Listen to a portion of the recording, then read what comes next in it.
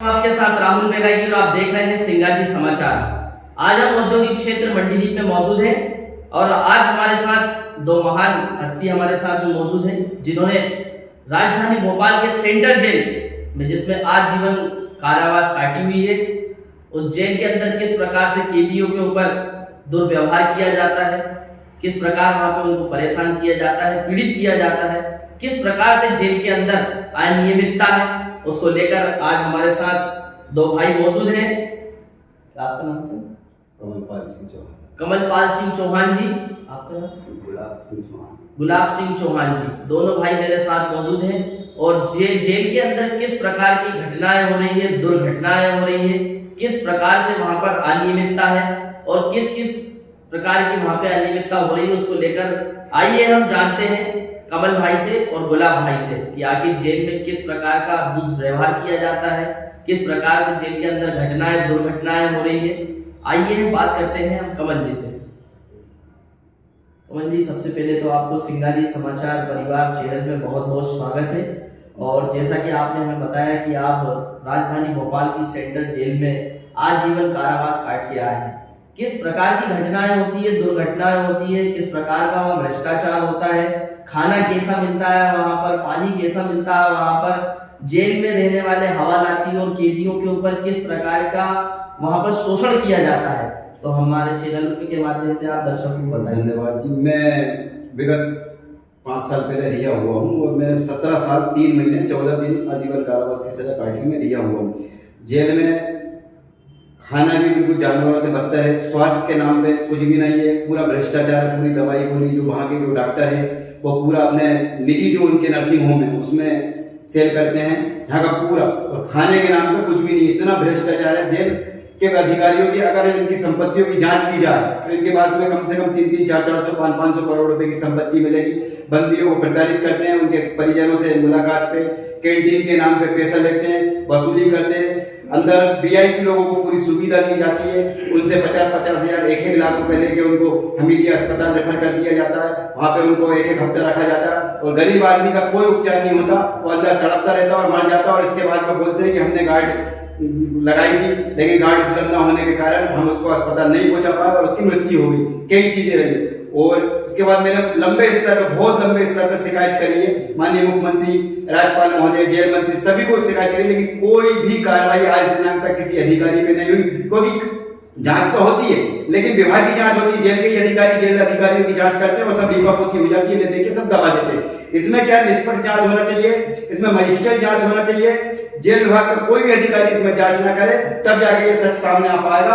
और जेल की जो कैंटीन चल रही है उसमें पूरा भ्रष्टाचार है, पूरा स्टाफ का काम कर रही है, वहाँ बंदियों से काम कराया जाता है, इनके घरों पे बंगलों पे बंदियों से काम कराते हैं, इनके चड्डी बनियान तक धुलवाते हैं, इनकी मतलब घर की जो महिलाएं हैं उनके तक बंदियों से काम करवाते हैं। बंदी पीड़ित है, इनका परिवार पीड़ित है, बहुत बुरी कंडीशन है जेल की। और जेल के अंदर में 5 रुपए की जो जर्दे की पुड़िया होती है वो 2000-5000 रुपए में वर्तमान में राकेश भांग रहे हैं। मैंने पूर्व में होशंगाबाद जेल की भी शिकायत करी, मैं होशंगाबाद भी रहा हूँ, मुझे प्रशासनिक आधार पे सागर जेल ट्रांसफर कर दिया। जब रजिस्टर पे मैंने 2014 में व्यापम वालों की शिकायत करी थी, व्यापम वालों से करोड़ों अरबों रुपए की संपत्ति जेल विभाग वालों ने, गाड़ियां गिफ्ट में मिली उन लोगों को, उसकी मैंने शिकायत करी। उस टाइम पे डीजी जेल सुरेंद्र सिंह साहब हुआ करते, उसमें एक जांच भी हुई थी जिसमें 31 अप्रैल को मेरे कथन हुए थे। 2 घंटे उनकी एक जांच कमेटी जब आई थी तो एडीजी साहब ने मेरे कथन करवाए, उनके जेल डीजी से मतलब उनका जो समय खत्म हुआ और मेरे भाई के साथ में सागर जेल स्थानांतरण कर दिया और वो जांच में ठंडे बस्ते में चली गई। तो मैं ये चाहता हूँ सभी प्रकार की जांच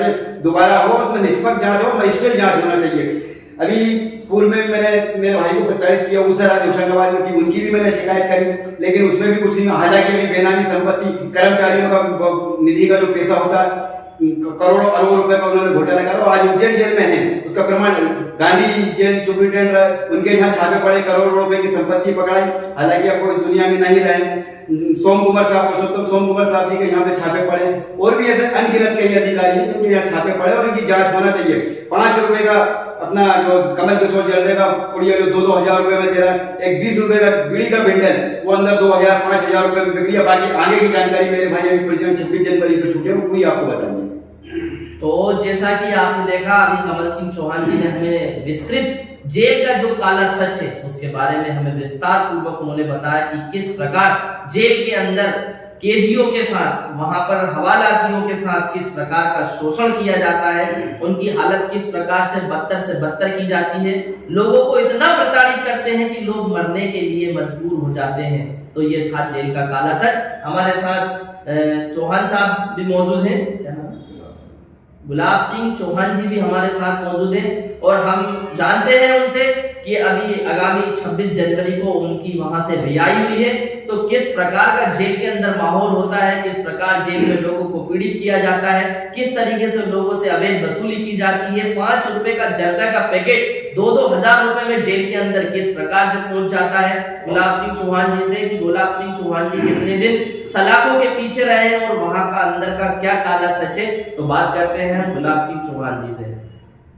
गुलाब चौहान जी, आपका सिंगाजी समाचार परिवार में स्वागत है, बंधन है, अभिनंदन है। और आप सलाखों के पीछे रहे हैं, आजीवन कारावास आप काट के 26 जनवरी को आए, तो किस प्रकार की घटना जेल के अंदर आपके साथ हुई, किस प्रकार से आपको पीड़ित किया जाता है, प्रताड़ित किया जाता है और किस प्रकार का काला सच है, आप थोड़ा बताइए। भोपाल जेल में बहुत ज़्यादा भ्रष्टाचार हो रहा है। खाना पीना बिल्कुल थर्ड क्लास का, एकदम जानवरों से बदतर खाना दिया जा रहा है। स्वास्थ्य के नाम पे बगैर पैसों को किसी का इलाज नहीं होता। 10,000, 5,000, 20,000 रुपये दो।